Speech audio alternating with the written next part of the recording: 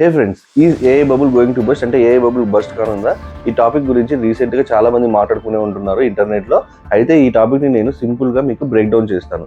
అయితే ఇక్కడ reason to bust number 1లో నో ఆర్ఓఐ అంటే నో రిటర్న్ ఆఫ్ ఇన్వెస్ట్మెంట్. చాలా బిగ్ కంపెనీస్ కానీ బిజినెసెస్ కానీ ఏఐ టెక్నాలజీ మీద చాలా బిలియన్స్ ఆఫ్ అమౌంట్ ఇన్వెస్ట్ చేశాయి. అయితే they are seeing zero money. అంటే ఎంఐటి రిపోర్ట్ ప్రకారం 2025 ఎంఐటి రిపోర్ట్ ప్రకారము 95% of the companies are seeing zero returns. So reason to bust number 2 power and chip crunch. ఏఐని train చేయడానికి massive amounts of power కావాలి and also AI డిమాండ్కి తగ్గట్టు GPU supplies లేవు. So Gartner అనే American research సంస్థ ఏం చెప్తుంది అంటే 40% of the AI data centres 2027 లోపు పవర్ షార్టేజ్ని ఫేస్ చేస్తాయని అంటున్నారు. Reason to bust number 3 big spend no gain. అంటే చాలా big companies like Microsoft, Google ఇవన్నీ 2024లో అరౌండ్ $300 బిలియన్ స్పెండ్ చేశాయి. ఇంత హ్యూజ్ అమౌంట్ స్పెండ్ చేసిన తర్వాత రిజల్ట్స్ చూస్తే ప్రామిసింగ్గా లేవు. But wait guys, don't panic. So it might not bust also. A bubble bust కాకుండా ఉండే ఛాన్స్ కూడా ఉంది. ఆ రీజన్స్ ఇప్పుడు చూద్దాము. So reason it might not bust number 1 because AI is a fundamental change. It's like electricity and internet. So it is transforming everything.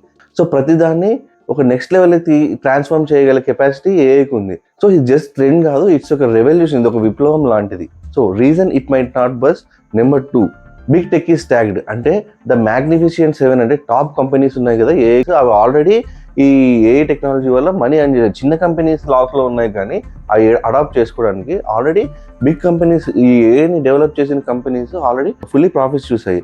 అయితే దీనివల్ల వాళ్ళు నెక్స్ట్ క్రియేట్ చేయబోతున్న ప్రాజెక్ట్స్ కానీ, సో దీనివల్ల వాళ్ళు నెక్స్ట్ డెవలప్ చేయబోయే ప్రాజెక్ట్స్ కానీ, రీసెర్చ్ అండ్ డెవలప్మెంట్కి కానీ మనీ షార్టేజ్ అనేది లేదు. So reason it might not bust number 3 productivity growth. అంటే IBM study with Indian companies says that AI's potential for productivity across different sectors is already real and it will materialize over time. అంటే so already AI potential ప్రొడక్టివిటీని different సెక్టార్లో increase చేస్తుంది. So but it will take, so ఎందుకంటే AI has potential but it still immature స్టేజ్లో ఉంది. So మనం 2029 లోపు AI రెవల్యూషన్లో సిగ్నిఫికెంట్ చేంజ్ చూడొచ్చు. సో ఇక్కడ నేను చెప్పేది ఏంటంటే it's not about the current market but it's about the fundamental value of the technology. ఏఐకి చాలా పొటెన్షియల్ అండ్ చాలా స్కోప్ ఉంది ఫ్యూచర్లో.